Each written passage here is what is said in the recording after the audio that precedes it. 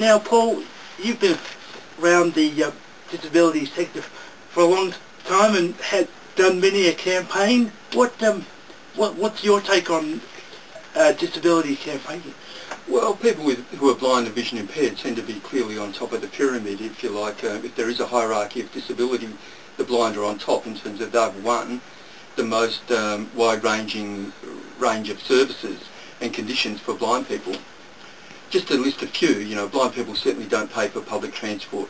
Their disability support pension is not means tested, so they can earn whatever they want and still get a blind pension. Items for the use of the blind are sent through the post free. They have half-price airline tickets. The list just goes on and on. So the blind have won a wide range of very successful conditions. And I think other disability groups for a long time were envious, were angry, tried to take things off the blind, but now they're starting to realise, get smart. There's a very important legal precedent set there. If the blind have got it, why shouldn't other disability groups have it as well? And I think that that's a nice segue into some of the issues facing the public transport users group. Clearly there are people there that can't drive cars, just like blind people, but they're still forced to pay for a shocking public transport system. It is indeed, Paul, and that is a very good segue to our next guest.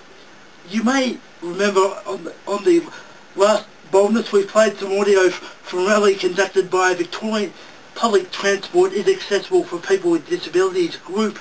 Since the rally, representatives of this group will meet with the Honourable Lynn Coxey, Minister for Public Transport, joining us to tell us about their campaign and meeting with the Minister is Brian Caccianiga. Welcome, Brian. Yeah, thanks, Finn. Thanks, Paul, and yeah, thanks for inviting us. No problem. So for listeners unaware, what's your campaign about? Basically what we're after is accessible transport, in particular for people who use wheelchairs and or scooters. There's no part of the public transport system that we can use without some sort of assistance from somewhere, and a very large proportion of the transport we can't use, period.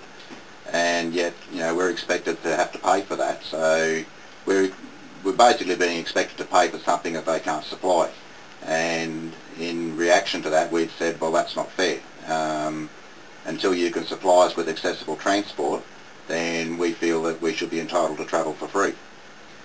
So, I guess you've done well to explain what the importance of the campaign and what you're achieving.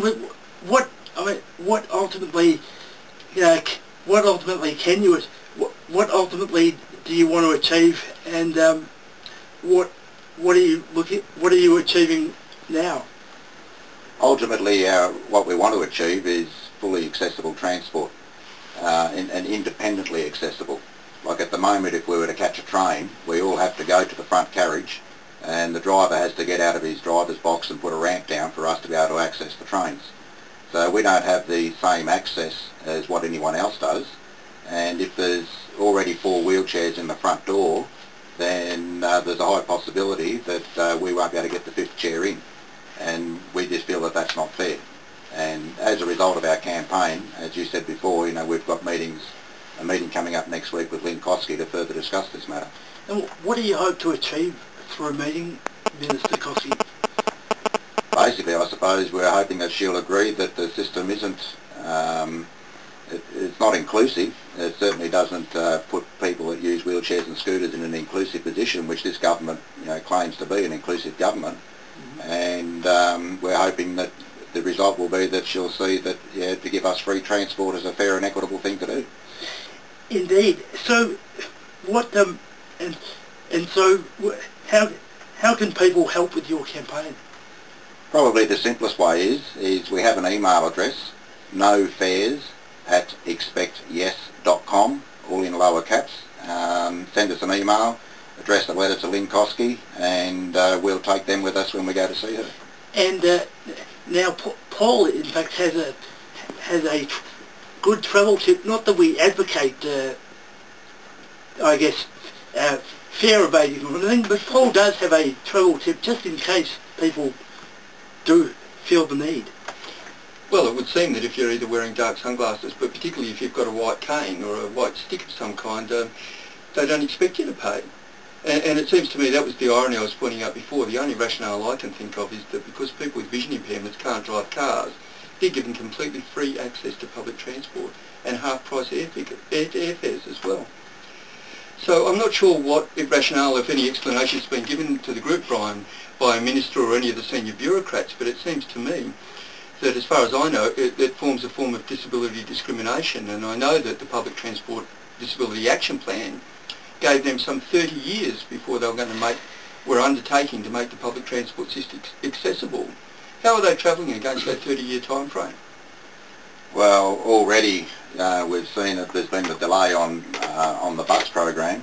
That was originally back many years ago now, when that was first put into place. That was supposed to be, from the information I've been able to gather, by 2008, and that was put off to 2015. There's been a delay in the procedure with the trams, and we've been told that the system should be accessible by the year 2032. But with all the delays that are already going on, then that raises question. But I guess, Brian, it's not really about like I get that people are arguing that the MyKey ticketing system is accessible, and I guess it is, but you're also, I guess you're campaigning against the broader issue, which is that the system itself is accessible, not just the ticketing system. that's correct, Finn. It's important that we, like you said, the MyKey ticketing system is one issue, and yes, that has some obvious challenges that need to be rectified, but more importantly, whether we can or can't use the ticketing system, we still can't get on the train. Now, we are the boldness. What have you learnt through? What have you learnt through about giving people a bold voice during your campaigning? Probably learned a couple of things, Finn. One is that we've found that more and more people, the further this campaign goes, the more people are getting interested in and wanting to speak out, which we find really good. And the fact that we've achieved these meetings with the Department of Transport, which weren't on the table beforehand. Well, fantastic. I hope that your meeting with Minister Koski goes well, and good luck. Your campaign will definitely be following it with interest here on the boldness.